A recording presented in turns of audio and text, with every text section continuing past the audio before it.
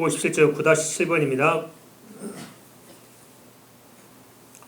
오늘은 구원의 서정입니다.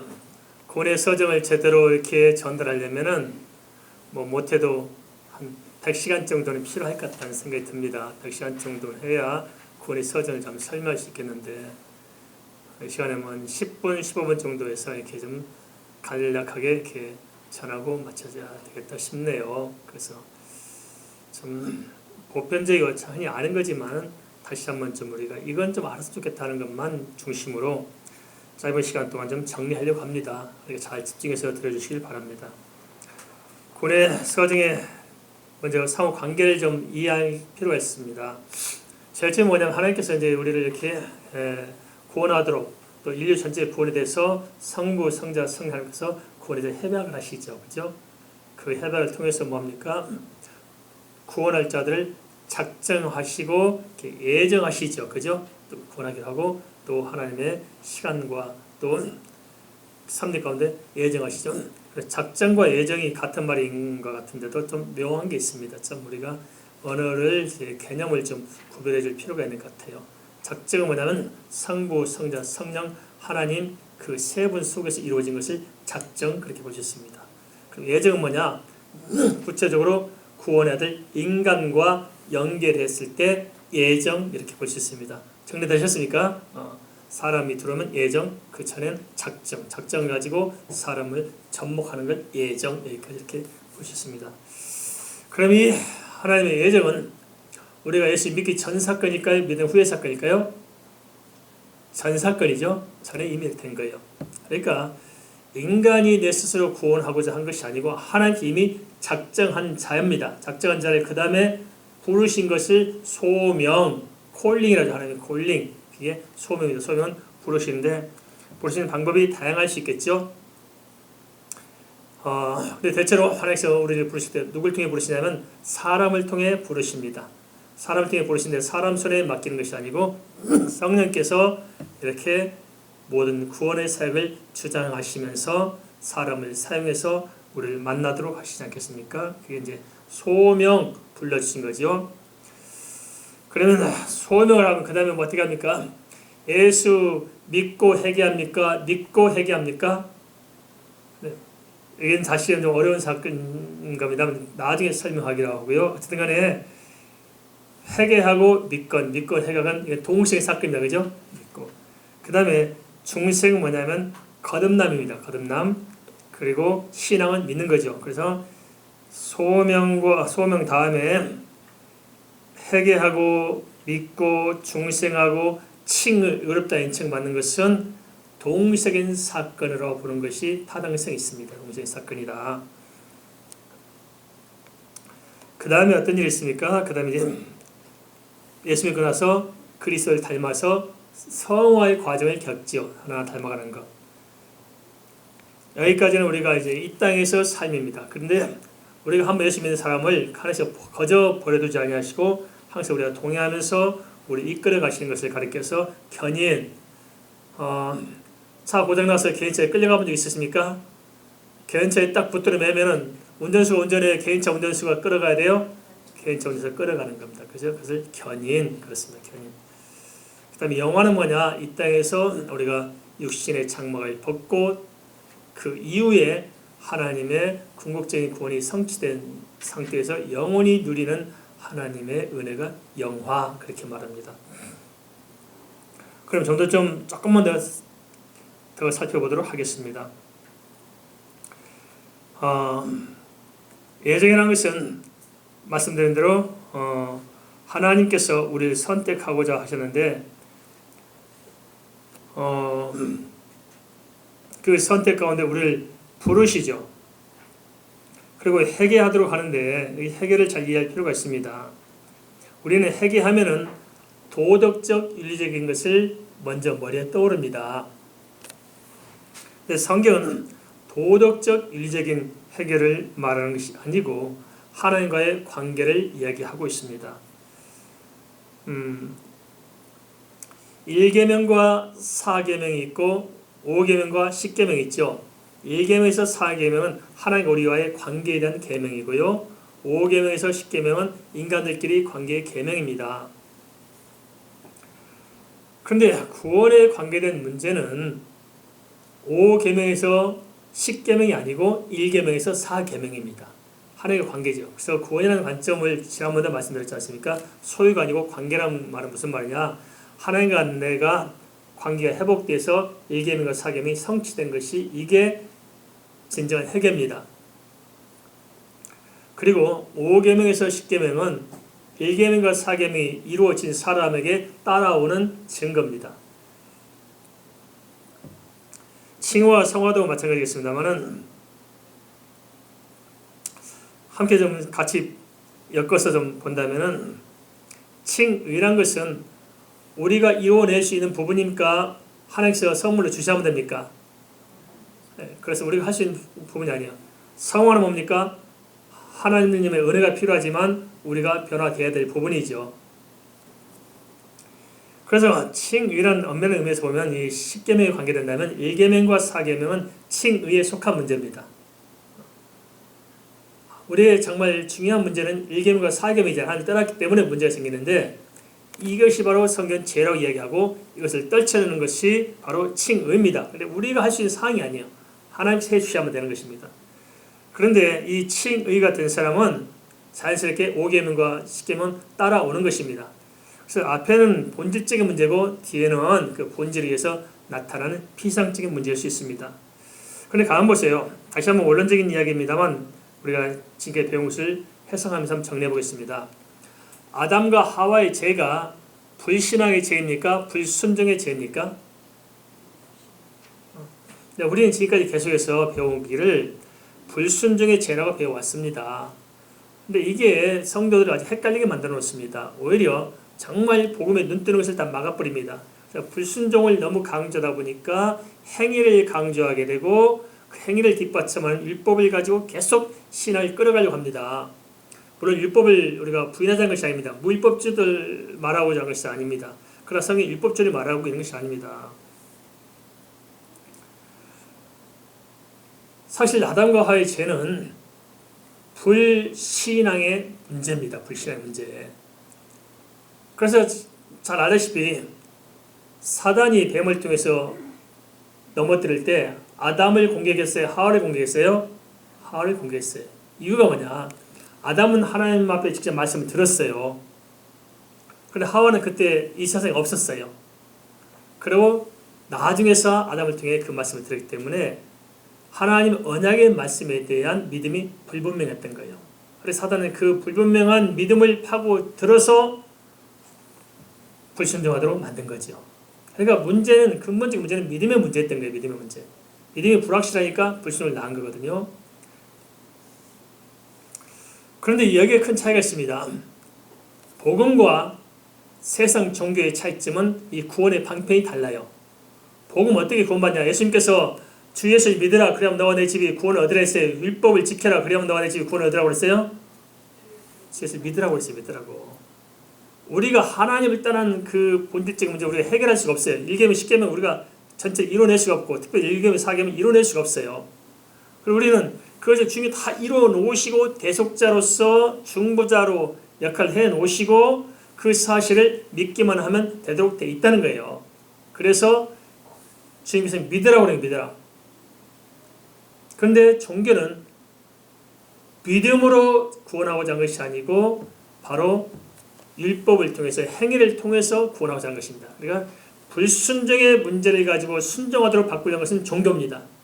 그러나 믿음을 가지고 주님을 만나도록 하나님 만나서 관계 회복하도록 하는 것은 복음입니다. 자, 복음은 우리 힘으로 되는 것이 아니고 하나님께서 이루어내신 것이고 율법은 우리가 하려고 하는 것입니다. 율법주의 종교들은. 그래서 우리 힘으로 구원 얻는 것은 아무것도 없습니다. 하나님께서 은혜 가운데 믿음으로 말미암아 구원 얻도록 하신 부분입니다. 그래서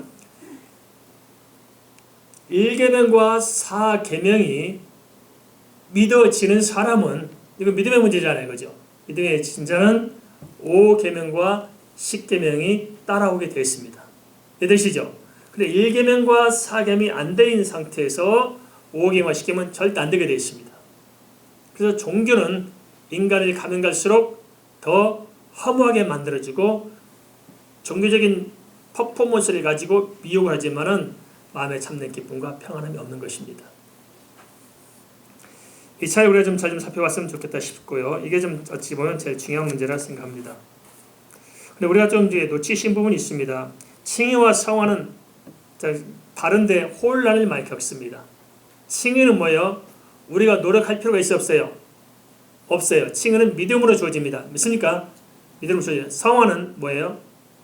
우리가 해야 될 부분이에요. 그런데 우리가 해야 될 부분을 생각하면은 어떤 생각을 하냐면 내가 율법적으로 노력을 해야 한다는 생각해요. 절대 그렇지 않습니다. 율법적으로 노력해서 성화가 되어지는 것은 절대 아닙니다. 칭의도 마찬가지지만 성화 역시 마찬가지고 뭐냐? 예수 믿으면 주의 생명이 내 안에 들어와 있습니다. 그래서 예수님과 우리의 관계가 깊어짐으로 말미암아서 주님의 은혜로 우리가 성화가 되는 것이지 인간의 내 생각 가지고 내가 노력해서 성화를 이루려고 하면 절대 안 되게 되어 있습니다. 공감하시죠? 성경 이걸 말해주고 있는데 우리는 그 예수님과 관계를 떼버리고 이쪽만 가지고 물고 늘어지니까 안 되는 거예요. 그러니까 종교적으로 뭐 하는 것 같은데 실상은 성도들이 변화가 없는 것입니다. 그러면 어떻게 생각하십니까?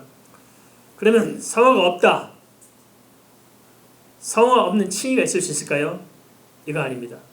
진정 예수 그리스도를 만난 사람은 성화는 하나님의 은혜 가운데 따라오게 되어 있습니다. 그래서 우리가 이 문제를 어떻게 바라봐야 되냐면 성도들의 행함의 문제는 단순히 율법적인 문제나 도덕적 윤리적 문제가 아니고 이러한 것을 증거로 통해서 볼 때 이 사람은 지금 앞에 부분인 믿음의 문제, 칭의의 문제가 해결 안 됐다는 것입니다. 그런데 칭의의 문제를 언급하지 않고 이 믿음의 문제를 부각시키지 않고 행함을 가지고 자꾸 이야기하다 보니까 칭의와 성화가 뒤죽박죽 돼가지고 무엇이 칭인지 무엇이 행함인지 모르는 거예요. 이렇게 사람들이 이렇게 혼란을 겪습니다. 그러니까 여러 가지 많이 좀 뭐 혼란을 겪어서 막 구원파 신앙을 가는 경우도 있고 뭐 인문 신앙 가는 경우도 아주 복잡해. 이게 너무나 정리가 안 돼 있어요. 근데 문제는 뭐냐면 교회들이 지금까지 이렇게 뭔가 좀 제대로 이걸 정리를 못 해주니까 좀 헷갈려하는 것입니다. 그리고 또 하나 우리가 좀 이렇게 살펴볼 게 뭐냐면은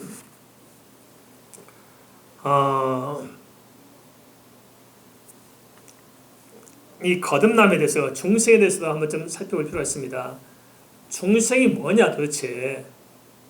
그것은 예수 그리스도를 나의 그리스도요 나의 주인으로 믿고 새로운 피조물로 거듭난 것이 이게 중생입니다.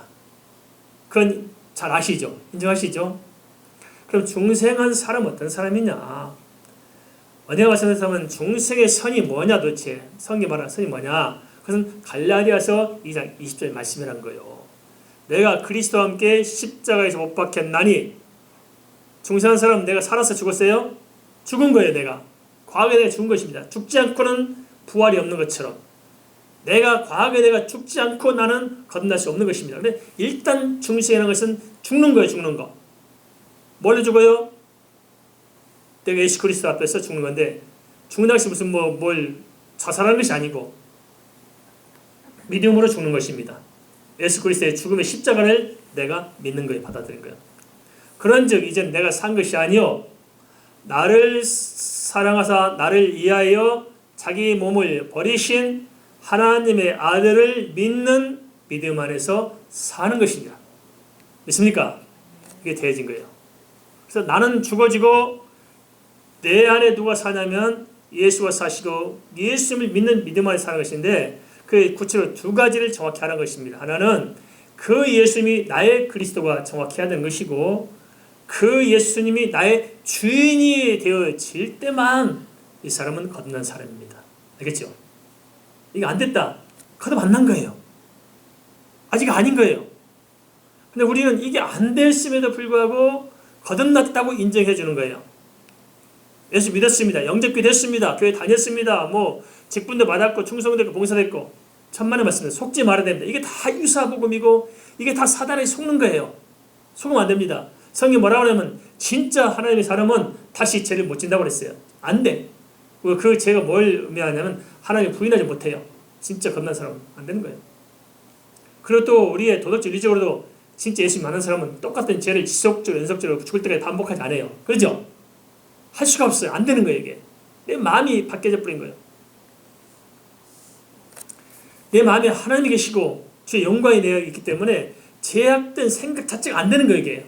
그래서 내가 정말 주님 안에서 은혜 가운데 주님 가까이 살아가고 나는 그것밖에 없는데 돌아와 보니까 죄와 상으로 사는 겁니다. 이게.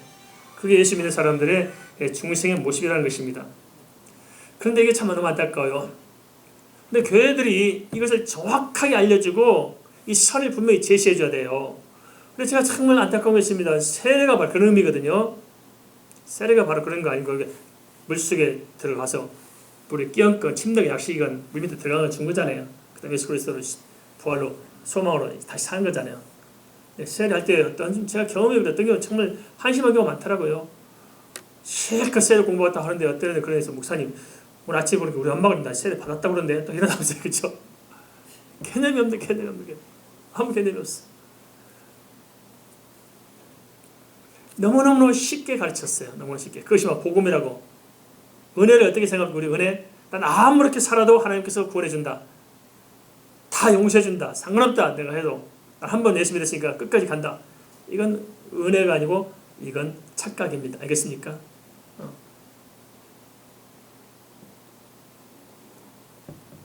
진정한 은혜를 받은 사람. 물론 우리가 구원을 어찌 우리 힘으로 할 수 있어요. 하나님의 은혜를 받고 구원은 하나님의 선물이죠. 진정 하나님의 선물이 우리 안에 있고 하나님의 생긴 사람은 내 마음대로 사라지지는 않는 거예요. 그렇죠? 그래서 구원은 절대적으로 오직 예수 믿는 믿음으로 구원받지만은 진짜 구원받는 믿음에 합당한 믿음은 그 삶을 통해서 인격을 통해서 증거가 따르는 것입니다. 생명이 따르는 거예요. 그래서 참된 소망이 있고 그리스도를 아는 지식이 있고 사랑이 있고 하나님의 말씀이 내 안에서 늘 움직이면서 내 삶을 변화시켜 나가고 인격이 성장해 가는 것입니다. 물론 가다 넘어질 수 있지만은 인생의 목적과 방향이 하나님을 향해서 가기 때문에 다시 일어나서 달로 변화되고 성숙해 가는 것. 이것이 바로 성경에서 말하는 것입니다. 그런데 우리는 너무 쉽게 배웠어요. 그러다 보니까 참 엉망입니다. 자칫하면 또 한쪽으로 치우친 것은 구원파 신앙으로 빠지고 아니면 또 인본주의 신앙으로 빠지고 신비주의로 빠지고 뭐 율법주의로 빠지고 엉망인 거예요. 시간상 어차피 말씀이 나왔으니까 다른 것은 좀 해서 또 나중에 기회 있으면 하기로 하고요. 한 가지 좀 코멘트 해야 되는 게 필요하겠다 싶습니다. 구원파 신앙이 나왔으니까 그런데 구원파 신앙에 몇 가지 문제점이 있습니다. 그 중에 제가 언급하지 한 분이 하나 있는데 구원파에서는 뭐라고 하냐면은 그 구원받은 거듭난 날짜를 시간을 기억하는 사람이 거듭났다고 이야기하죠. 이게 얼마나 웃긴지 말할 수 없습니다. 우리가 태어난 날 기억하는 사람 손 들어보세요. 몰라요. 그죠? 내가 몰라요. 어떤 생일이 몇 개인 사람이 있어요. 어떤 이게 생일이라고 또 저렇게라고. 나이도 모르는 사람도 많잖아요. 그죠? 근데 왜 이러냐? 우리는 구원을 인본주의적인 관점에서 생각하는 거예요. 그래서 내가 예수 믿었던 그 시간을 기억해서 내가 구원받았다. 그럼 내가 예수 믿고 구원받았지 안 받았는지 판단을 누가 한다는 거예요? 내가 하는 거죠. 그 웃기지. 그 자체부터가 지금 인본주의의 출발점입니다. 그죠? 인본주의는 인간으로 출발해요. 그럼 안 그래요? 또 하나 뭐냐면 이 시간의 개념이 달라요. 우리도 태초에 하나님의 말씀이 계시나 하나님 천지를 창조하시고 시작해서 쭉 빛이 있어야 빛이 있었고 하지만 넷째 날 빛이 또 나오죠. 첫째 날 빛은 하나님의 창세 전의 빛입니다. 원초적인 빛이 흑암을 가지고 빚어내는 원충의 빛이고 넷째 날은 일월 성신의 빛이죠. 달라요. 우리의 시간은 하나님의 창조물이에요. 인간의 구속사 속에 들어와 있는 시간을 가지고 우리는 살아가고 있다고요. 그런 하나님은 어떻게 구원하시냐? 우리가 가지고 있는 구속사적인 시간도 무시하지 않지만 우리를 구원하는 시간표는 인간의 시간으로 구원할까요? 하나님의 시간으로 구원하실까요? 하나님의 시간표대로 구원하셔요. 그러니까 큰 틀에서 하나님의 구속사의 시간 속에서 우리 시간이 들어있는 거예요. 그 하나의 큰 틀의 시간 속에서 우리를 구원하시는데 우리는 이걸 보지 않고 인간이 가지고 있는 시간 가지고 우리가 구원을 재단하려고 하는 자체가 얼마나 어리석습니까? 이게 구원파 신앙이에요. 그렇습니까? 그래서 우리는 알 수 없어요. 그래서 우리가 구원은 단회적 사건이고 성화는 연속된 사건이긴 하지만은 구원 자체도 단회적 사건이 아니에요. 엄밀히 따지면 내가 구원의 확신을 갖고 있는 어떤 순간에 경점이 있다고 인정한다 할지라도 하나의 구원이 이루어지기까지는 창세 전부터 하나님의 섭리 가운데 지속해 온 과정이잖아요. 어마어마한 과정을 통해서 또 내가 정말 구원의 확신을 가질 때까지 가지고 있는 시간을 보더라도 어마어마한 시간과 어마어마한 과정을 통해서 하나님 앞에 내가 구원을 얻은 것이지 원하는 경점이 딱 시간 몇 분 몇 초 딱 이때 구원받았다. 이건 웃기는 겁니다. 알겠어요? 그래서 이런 데 속지 말아야 됩니다. 우리는 너무나 잘못된 신앙, 이 쓰레기 같은 오염된 이 거짓된 것은 너무 똘똘 뭉쳐있고 교회가 교회답지 못한 거예요. 너무 소란스러운 거예요. 말 같자는 것에 붙들고 살고 이게 이래 정말 답답합니다. 정말 답답해요. 그래서 다 떨쳐버리고 진정한 복음 성경이 말하는 것이 무엇인가 좀 눈 열리기를 제 이름으로 축원을 드립니다.